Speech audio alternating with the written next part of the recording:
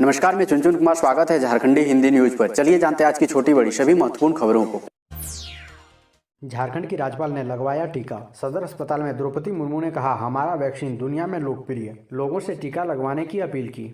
झारखंड की राज्यपाल द्रौपदी मुर्मू ने मंगलवार को कोरोना का टीका लगवाया। टीका लगवाने वह खुद सदर अस्पताल रांची पहुंची। 11:30 बजे उन्हें सदर अस्पताल में CS बीबी प्रसाद की निगरानी में टीके का पहला डोज दिया गया। टीका लगवाने के बाद राज्यपाल ने कहा कि यह पूरी तरह से सुरक्षित है। उन्होंने कहा कि हमारे देश में निर्मित वैक्सीन दुनिया भर में सबसे अधिक लोकप्रिय है। उन्होंने इसके लिए वैज्ञानिकों का आभार प्रकट किया। राज्यपाल ने 60 साल से अधिक सभी लोगों, अग्रिम पंक्ति के कर्मियों, स्वास्थ्य कर्मियों को वैक्सीन लगवाने की अपील की। राज्यपाल को 28 दिन बाद दूसरा डोज दिया जाएगा। रांची महिला कॉलेज में CBI का छापा, महिला प्रोफेसर को जेल। रांची के महिला कॉलेज में CBI ने आज छापा मारा है। मामला व्याख्याता नियुक्ति घोटाले से जुड़ा है। इसकी जांच के लिए CBI महिला कॉलेज पहुंची है। CBI ने एक प्रोफेसर ममता करकेट्टा को गिरफ्तार कर लिया है। ममता इंग्लिश की शिक्षिका है। 2008 में इसकी नियुक्ति हुई थी। बता दें कि कोर्ट के नोटिस पर हाजिर नहीं होने के चलते ममता करकेट्टा के खिलाफ वारंट निकाला था। ममता को जेल भेज दिया गया है। CBI की विशेष अदालत ने 14 दिन की न्यायिक हिरासत में यानी 23 मार्च तक के लिए जेल भेजा है। लगातार 6 दिनों में वृद्धि के बाद सक्रिय मामलों में कमी, मौतों की संख्या भी घटी। देश के कुछ राज्यों में बढ़ते संक्रमण के बीच मंगलवार को सक्रिय मामलों को लेकर थोड़ी राहत मिली। लगातार 6 दिनों में वृद्धि के बाद सक्रिय मामलों में कमी आई है। इस दौरान नए मामलों में भी गिरावट देखने को मिली है और दैनिक मौतों की संख्या भी घटी है। केंद्रीय स्वास्थ्य मंत्रालय की तरफ से जारी आंकड़ों के मुताबिक अभी देश में सक्रिय मामलों की संख्या 1,87,462 है, जो कुल संक्रमितों का 14.67% है। पिछले 6 दिनों से सक्रिय मामले लगातार बढ़ रहे थे। बीते 24 घंटे के दौरान सक्रिय मामलों में कमी आई है। विधानसभा में फिर उठा DVC का मुद्दा। CM हेमंत सोरेन ने कहा, DVC से त्रस्त हो गई है झारखंड की जनता। विपक्ष साथ दे तो DVC की नकेल कस देंगे। झारखंड विधानसभा में बजट सत्र चल रहा है। इस दौरान मंगलवार को एक बार फिर से सदन में DVC का मुद्दा गरमाया। सत्ता पक्ष के विधायकों ने कहा कि DVC से जनता परेशान है। कई विधायक ने इससे संबंधित सवाल दिए। सदन में इनका जवाब खुद CM सोरेन ने दिया। उन्होंने कहा कि विपक्ष साथ दे तो DVC की नकेल कस देंगे। DVC से झारखंड त्रस्त है, आए दिन आंख दिखाता है, सिर्फ उद्योगों को बिजली देता है। झारखंड के करोड़ों रुपए भी काट लिए हैं। DVC सिर्फ प्रदूषण फैला रहा है। 700 रेसिडेंट डॉक्टरों को सता रहा है डर। झारखंड सरकार नहीं देगी उनका पैसा। मंत्री आश्वासन देकर भूल गए। सेक्रेटरी नहीं सुन रहे हैं बात। अब स्ट्राइक से मनवाएंगे अपनी बात। झारखंड के विभिन्न मेडिकल कॉलेज एंड हॉस्पिटल के रीढ़ कहे जाने वाले रेसिडेंट डॉक्टर मंगलवार से पूरी तरह से हड़ताल पर हैं। इनमें अकेले 450 डॉक्टर रिम्स में पोस्टेड हैं। इनके पहले दिन के हड़ताल में ही रिम्स में इलाज की व्यवस्था पूरी तरह चरमरा गई है। डॉक्टरों का कहना है कि वे हड़ताल पर जाने के लिए विवश हुए हैं। सरकार उनकी सुनने के लिए तैयार नहीं है। उनके अपने हक का पैसा नहीं मिला है। रेसिडेंट डॉक्टर एसोसिएशन के राज्य संयोजक डॉक्टर अजीत कुमार ने बताया कि 2016 में 7वां वेतनमान लागू हुआ है, तब से उनका एरियर बकाया है। ग्रामीण क्षेत्रों में पेयजल समस्या होने पर नियंत्रण कक्ष करेगा निवारण। धनबाद में गर्मी को देखते हुए पेयजल एवं स्वच्छता प्रमंडल संख्या 2 ने ग्रामीण क्षेत्रों में पेयजल की व्यवस्था कायम रखने के लिए विशेष तैयारी की है। नलकूपों की मरम्मत कार्य के लिए पहले की तरह गाड़ी और समुचित संख्या में गैंग की प्रतिनियुक्ति की गई है। इसके लिए प्रमंडल स्तर पर नियंत्रण कक्ष की स्थापना की गई है। सुबह 8 से रात 8 बजे तक प्रतिदिन इस पर शिकायतें सुनी जाएगी और समाधान भी होगा। IRCTC का ऑफिस खोलने एवं गंगा सतलज एक्सप्रेस का रांची तक विस्तार करने की मांग पर रेल मंत्री पीयूष गोयल ने रांची सांसद संजय सेठ को दिया ये आश्वासन। रांची में रेल सुविधाओं के विस्तार और नई ट्रेनों के परिचालन को लेकर मंगलवार को रांची के सांसद संजय सेठ ने रेल मंत्री पीयूष गोयल से मुलाकात की। इस दौरान उन्होंने रेल मंत्री से रांची में विभिन्न ट्रेनों के ठहराव एवं नई ट्रेनों के परिचालन को लेकर चर्चा की। लुधियाना से धनबाद तक चलने वाली गंगा सतलज एक्सप्रेस का परिचालन रांची तक करने एवं रांची में IRCTC का ऑफिस खोलने समेत कई मांगे रखी। रेल मंत्री ने इन सभी मुद्दों पर सकारात्मक और सार्थक पहल करने का आश्वासन दिया। भाजपा विधायक दल के नेता बाबूलाल मरांडी के दल बदल मामले में स्पीकर ने हाईकोर्ट से मांगा समय। अब 6 अप्रैल को अगली सुनवाई। भाजपा नेता बाबूलाल मरांडी से जुड़े दल बदल मामले में झारखंड विधानसभा अध्यक्ष रविंद्रनाथ महतो की ओर से महाधिवक्ता ने हाईकोर्ट में पिछली सुनवाई के दौरान 4 सप्ताह का समय मांगा था, लेकिन उस दिन सुनवाई कोर्ट के नहीं बैठने के कारण टल गई थी। मंगलवार को फिर स्पीकर की ओर से 6 सप्ताह का समय मांगा गया। खंडपीठ ने मामले की अगली सुनवाई के लिए 6 अप्रैल की तिथि निर्धारित की।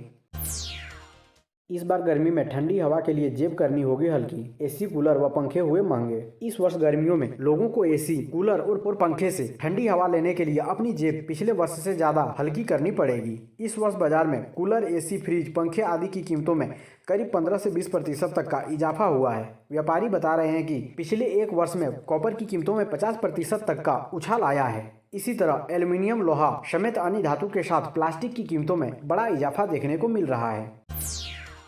झारखंड के गुमला में इनामी नक्सली लजीम अंसारी के परिवार को एसपी ने दी नसीहत, सरेंडर कराइए तभी रहेंगे सुरक्षित। प्रतिबंधित नक्सली संगठन भाकपा माओवादी के रीजनल कमेटी सदस्य बुधेश्वर उरांव, सब जोनल कमांडर रंथू उरांव व एरिया कमांडर लजीम अंसारी को गुमला पुलिस ने सरेंडर करने के लिए कहा है ताकि वे सुरक्षित रह सके और परिवार के साथ खुशहाल जिंदगी जी सके। नक्सलियों को सरेंडर करने की इस मुहिम के तहत मंगलवार को गुमला के SP Hardeep P Janardhan, ASP BK Mishra व सीआरपीएफ 218 बटालियन के अधिकारी ने नक्सली लाजिम अंसारी के परिजनों को गुमला में बुलाकर उन्हें समझाया। नक्सली बेटे को सरेंडर करने के लिए परिवार द्वारा जवाब देने की अपील की।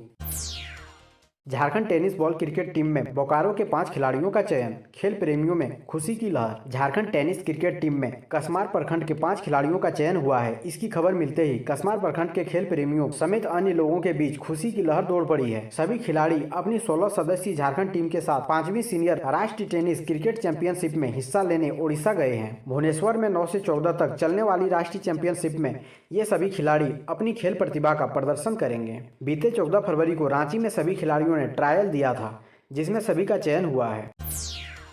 सीएम हेमंत सोरेन ने किया नंद घर का ऑनलाइन उद्घाटन। बोकारो में ग्रामीण इलाके के बच्चों एवं महिलाओं को मिलेगी ये सुविधा। झारखंड के मुख्यमंत्री हेमंत सोरेन ने कहा कि IESL वेदांता समूह द्वारा बोकारो जिले में बड़ी संख्या में नंद घर संचालित करना सराहनीय कदम है। नंद घरों के शुभारंभ होने से ग्रामीण क्षेत्रों में अवस्थित आंगनबाड़ी केंद्रों को नया चेहरा देने का कार्य शुरू हुआ है। ग्रामीण क्षेत्रों के बच्चों एवं महिलाओं के विकास के लिए यह एक महत्वपूर्ण प्रयास है। ये बातें मुख्यमंत्री ने मंगलवार को झारखंड विधानसभा स्थित अपने कार्यालय कक्ष से ISL वेदांता बोकारो द्वारा नंद घर के उद्घाटन कार्यक्रम को संबोधित करते हुए कही। झारखंड के मुख्यमंत्री हेमंत सोरेन ने कहा कि वेदांता समूह बोकारो जिले में स्वास्थ्य सेवाओं पर भी विशेष कार्य योजना बनाए, आम जनता के बेहतर स्वास्थ्य सुविधा के लिए कार्य करें। राज्य सरकार आपके साथ खड़ी है। एक दूसरे के सहयोग से जनहित के लिए कार्य होंगे, तभी सामाजिक आर्थिक विकास संभव होगा।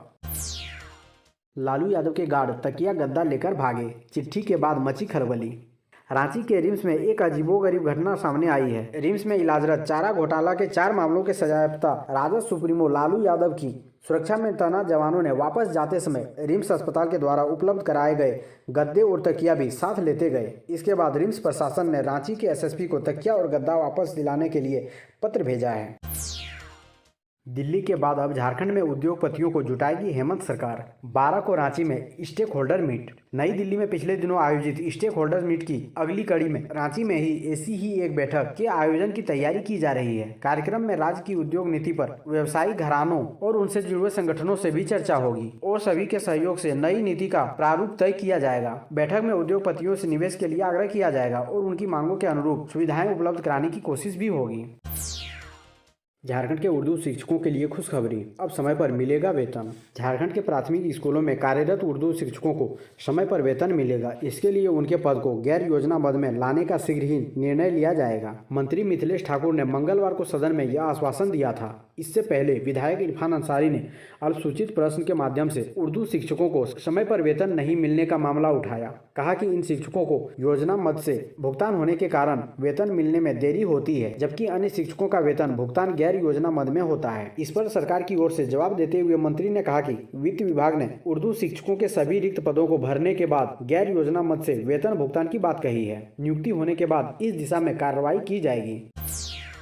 बुजुर्गों विधवाओं की पेंशन रोकने पर झारखंड सरकार को NHRC का नोटिस, 6 हफ्ते में मांगा जवाब। राष्ट्रीय मानवाधिकार आयोग ने झारखंड में कोविड के दौरान 10 लाख से अधिक लोगों के सीनियर सिटीजन को मिलने वाले पेंशन समेत कई तरह के पेंशन नहीं दिए जाने के मामले में राज्य सरकार व केंद्र के सामाजिक न्याय मंत्रालय को नोटिस जारी किया है। NHRC ने पेंशन रुकने के मामले में आई मीडिया रिपोर्ट के आधार पर स्वतः संज्ञान लेते हुए राज्य सरकार के मुख्य सचिव व केंद्रीय सामाजिक न्याय मंत्रालय के सचिव से 6 हफ्ते के भीतर नोटिस का जवाब देने को कहा है। एनएचआरसी के मुताबिक कोविड के दौरान तकरीबन 10 लाख लोगों को पेंशन का लाभ नहीं मिल पाया। एनएचआरसी ने अपने आदेश में कहा कि मीडिया में आए रिपोर्ट से ऐसा प्रतीत होता है कि फंड को लेकर झारखंड सरकार व केंद्र सरकार के विवाद के कारण कोविड के वक्त लोगों को समय पर पेंशन का भुगतान नहीं हो पाया। आयोग ने माना है कि मीडिया रिपोर्ट अगर सही है तो यह मानवाधिकार के उल्लंघन का गंभीर मामला है।